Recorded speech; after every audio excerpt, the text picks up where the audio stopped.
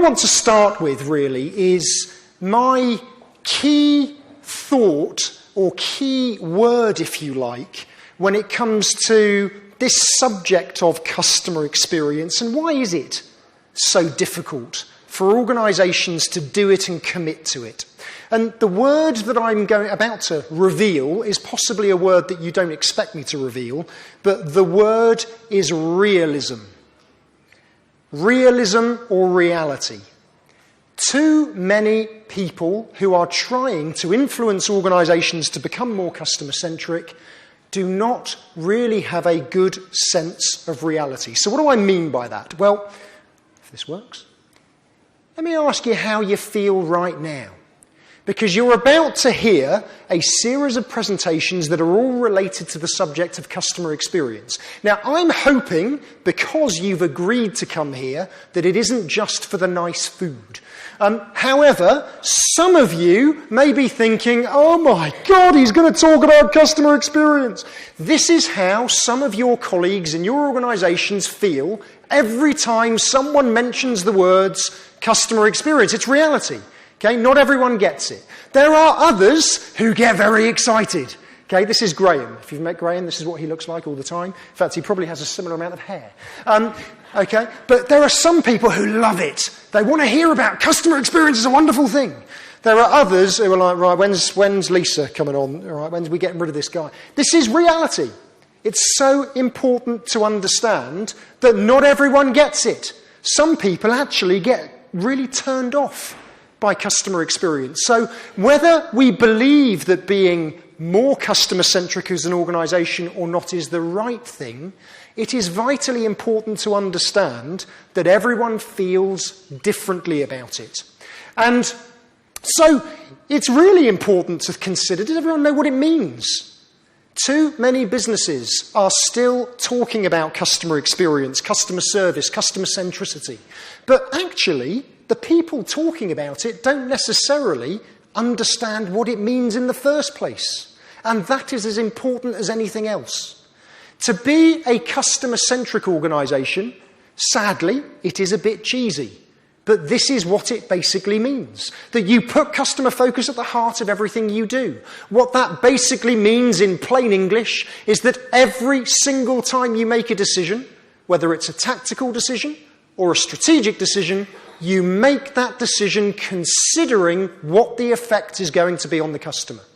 Now, Owen said I'd been in 20 countries last year, which is true, and I can tell you that 98% of the people that I've met all across the world would say that that's not what their organisation does. Okay, now don't see that as a criticism or as a bad thing, that's just reality.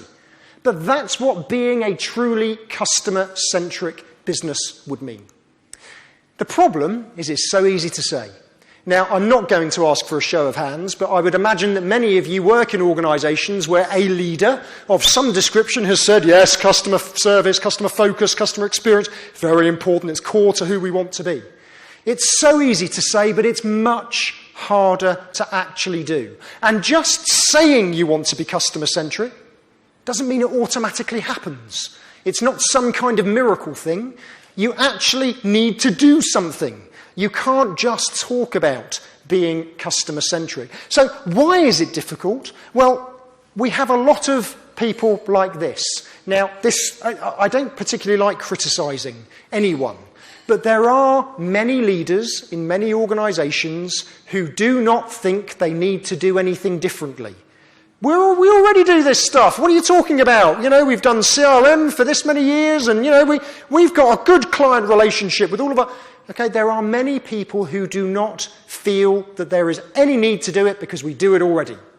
Now, if you look at that definition of customer centricity again, and you are making decisions without considering the effect on the customer, then I would argue that your organisation doesn't truly do what is required. There are many people who are confused by customer experience. They don't understand, so what is it that I need to do? So I've got this NPS thing in place and I'm measuring it, but what do I do now? All right, now that's not a bad thing either. To acknowledge that there is confusion, to acknowledge that you need to understand, so what does this require me to do, is important. And it's important because to be a customer-centric organisation, you need competency Customer experience is now recognised by some as a profession. I am a professionally certified customer experience professional. Some of you may not have even known that that was possible. It's still very early days, but I have a professional qualification because there is growing recognition that there is a set of skills, a set of tools that can enable individuals and their organisations to bring this to life and make it a reality. At the end of the day, the more customer-centric you are, the more customer-centric your people are, the better able your organisation will be to deliver great experiences. And there are growing bodies of publicly available evidence that show that the more customer-centric an organisation is, the greater the return to shareholders. So even the doubters are going to find it increasingly difficult to say this doesn't make any sense. Even Michael O'Leary, as we all know, says that their success now is partly down to continually improving the customer experience. And that's a wonderful thing to hear. Whether we think he's authentic about it or not doesn't matter. But for an accountant to say, yep, it's making a difference, that is a hugely positive thing. But coming back to that point I said earlier, that there are many that just fundamentally don't understand what this is.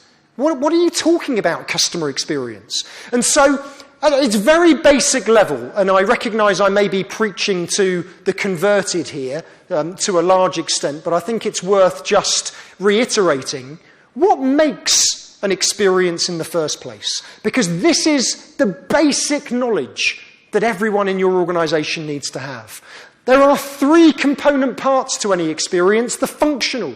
Does the experience do what your customer needs it to do? This largely represents your product or service. The problem with this component is that most of your customers take it as given. They just expect that it's going to do what you said it's going to do. Okay? You need that to just work. The second component is the accessible one. How easy is it for you to do what you need to do? And I am pretty sure if I asked you all to share stories of your own, of experiences in recent times where you found it was slightly challenging to deal with an organisation, we know that there is a huge opportunity for organisations to make it easier for us as consumers and as clients to do what we need to do. But the third component is perhaps the most important of the three. And I say it's the most important of the three because the emotional component is the component of the experience that your customers will remember. What they will remember about their experience is not necessarily the product or how easy it was, but they will remember how those two things made them feel. And they will remember one of three emotions. They'll remember very good things, they'll remember very bad things, or they'll remember nothing at all. And remembering nothing at all is the worst of the three emotions, because essentially that means that there is no emotional connection, no engagement with the customer that will lead to them having a sustainable long-term relationship with you. So just to bring that to life very quickly, just a little bit more, I fly a lot, as you can imagine. I'm sure many of you fly a lot as well. The functional component of flying is the aircraft getting you from where you started to where you want to go. We sort of take that as given. Now, every now and then it doesn't work. We know that. Okay, but we sort of take it as given that we will get to where we want to go. It drives me mad when I fly, when I start to hit the buffers with the accessible component. Checking in online. What a pain in the bum. Now, what most airlines want us to do nowadays is to use our smartphones to check in online because they don't want paper. But I don't want to use my phone. I don't trust my phone. I have an irrational fear that I'll get to the gate and I won't be able to turn it on and they won't let me on the plane. I want to print my boarding pass. So why do so many airlines not allow me to do that until 24 hours before the flight? They assume that I carry a portable printer with me, which I don't. Okay, it drives me up the wall. But fundamentally, it's what we remember about the experience. Last year, I flew on over 100 aircraft. I only remember 3. Right? This is the way to think about that emotional component. I only remember 3 flights. 2 because they were disastrous, and 1 because it was very good. And it was very good because, and I'll tell you this story very quickly, I was flying from Singapore back to Manchester, and I had to go via Abu Dhabi. On the flight from Singapore to Abu Dhabi, it's about a 7-hour flight, I had no choice but to do some work. I had to get a presentation done for a client. I will dispel the myth that consultants always fly in business class. I was in economy, all right, and I hate working on flights because you've got to get into that funny position where you can get your elbows so you can tap on the keyboard. But I had to get this presentation done. It was an overnight flight. So I got my head round it, got onto the plane, had something to eat, and then everyone went to sleep, apart from me, tapping away on my keyboard. I worked for about 5 hours. To tell you that I really didn't want to do this, again, is an understatement, but I had to get it done. Just as I was about to finish, there was a tap on my shoulder, and it was a member of the cabin crew. And I was like, ooh. And she said, we've been having a conversation about you in the galley. All right? She said, we think you deserve this. And she gave me a glass of champagne and some chocolates. That's why I remember that flight. All right? It was Etihad, just so you know. That's why I remember that flight. Okay? No other reason. I don't remember any other flight because they all sort of merge into one another. They're not allowing me to feel anything that makes me want to remember the experience. But those ladies are the epitome of what engagement really means. They were looking, they were watching, they were observing, and they thought it would be a nice thing to do. All sounds nice and fluffy though, doesn't it? And that is, to someone like me, who spends my career trying to help other professionals and trying to help leaders understand, does this really make a difference? Those stories still sound a bit, fluffy, a bit evangelical.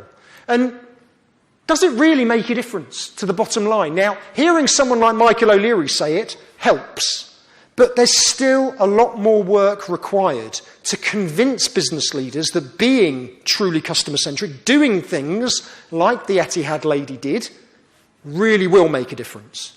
Now, when you just think of the basic, simple logic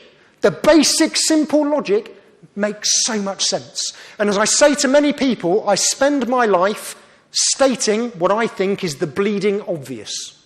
Okay?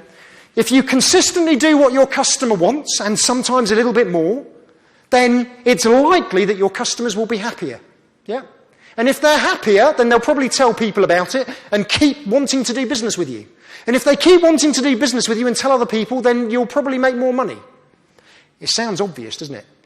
Now, that's the very basic, very simple explanation of, in theory, the benefit that being customer-centric can deliver to an organisation.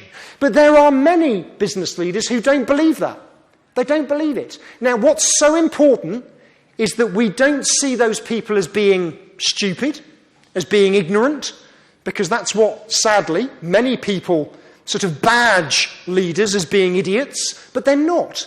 They just don't necessarily have the facts that they need to enable them to understand the difference that it can make. And the role of a good customer experience professional is to help them to see the benefit. And last year I decided that I needed to get some facts, because the more facts we have, the more we can help influence. And I did some research, independent research of my own, to find out what makes the world's #1 customer-centric brands and why. Now, who these people said doesn't matter. If you want to find out, you'll have to read my blog. It's why they said that these brands were the most customer-centric that I find fascinating. And #1, corporate attitude. Everyone that completed that research were basically saying that we know if your company cares. We know if you couldn't give a damn about us and that it's just about making money. But look at this one, #6. These are in order, by the way. #6, the product or service. It's only #6. It's a given. But look at all of these. They're easy to do business with, helpful when I've got a problem, attitude of their people. It's all about people. And this is why engagement is vital.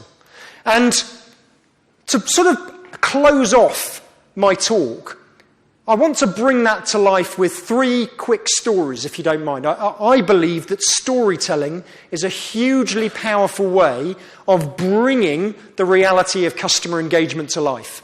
This letter, and I'll read it in a second if you can't read it from the back, went viral towards the end of last year on Twitter, actually. And it was tweeted by a lady who parked in the car park at Chester Zoo. Now, I live in Chester, which is why this was quite pertinent to me. And the letter says, "Hi, we noticed that your rear passenger side tyre was low on air, a slow puncture maybe. We've blown it up to 30 psi at 3:45, so hope that gets you home okay. Car park team at Chester Zoo." And they left that on her windscreen. Okay? Now, that's what customer engagement means. They didn't do that because they thought they were going to make money out of anyone. They did it because they genuinely were looking, were observing, and were caring about the customer. And the lady who this happened to was just so overwhelmed by it, she tweeted it. And it went mad. And I can't remember the name of the guy that actually did that, but he did it because he cares. And that's what engagement is all about. It's not complicated, it's not difficult, but it requires people to think and be allowed to think and to do the kind of things that they would love someone else to do for them. This story is a personal one to me. This is my grandma. She's called Pauline. She's 101. And this photo was taken on her 100th birthday. These are my 3 children. This is Kira, this is Katie, and this is Jack. My grandmother is a very routine lady. And on her 90th birthday, she decided that she needed a new routine. My grandfather died quite a long time ago, and she was bored, essentially. So one day, this is absolutely what happened. She got up, got on a bus, went to a shopping centre, and went to McDonald's. And when she got to McDonald's, she ordered a black coffee and an apple pie. It's absolutely true. She did the same thing every day for the next 8 years. Every day, she'd get up, get on the bus, go to the shopping centre, have a black coffee and an apple pie. Everyone in that McDonald's knew her. She knew them. She knew their kids. She knew everything about them. She had her own table that she always sat at. That when it was her birthday, they used to put a balloon on the table. I think for the last 2 years, she'd never paid for anything because she'd sort of become part of the family. When she got to 98, she became too frail and she couldn't do it anymore. It was just too much for her. So she stopped going. Fast forward 2 years to this day when this photo was taken. Her 100th birthday. We had a big party. She got her card from the Queen, because that does actually happen. And halfway through the party, the doorbell rings. And standing at the door were 4 women from McDonald's in their uniform. One was holding a bunch of flowers, one was holding a balloon, one was holding a black coffee, and one was holding an apple pie. They'd not seen her for 2 years. But they had never forgotten her. They cared. It was in here. And they wanted to show her how much they cared about her.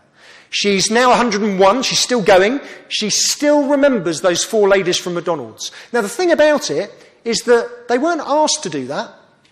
They weren't paid to do that. They did it because they cared, because they were engaged. Now, as a result of that story, I was actually invited to spend a day working in that McDonald's, because I was fascinated to find out, how do you get people on minimum wage to feel like that, to want to do that? And it's really quite fascinating. Next time you go into McDonald's, think about it slightly differently and just watch and see what people do.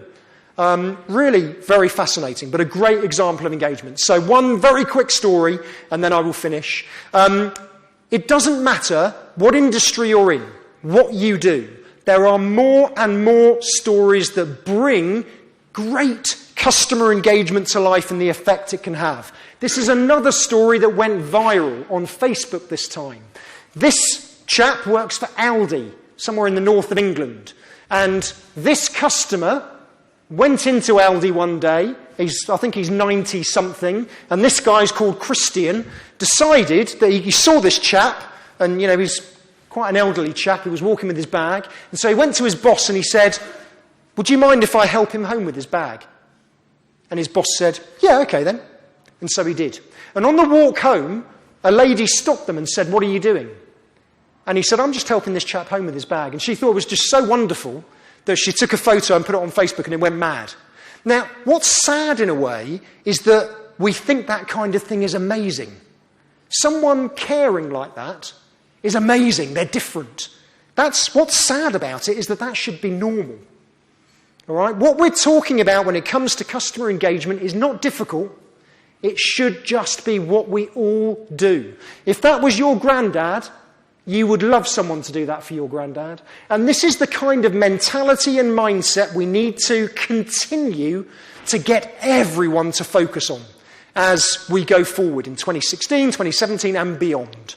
So I hope that has started this lunchtime session with some nice stories to get us to think about the real value of customer experience. But it is now time for me to remove myself. So I shall pass back to Owen. Thank you very much, everyone. Thank you.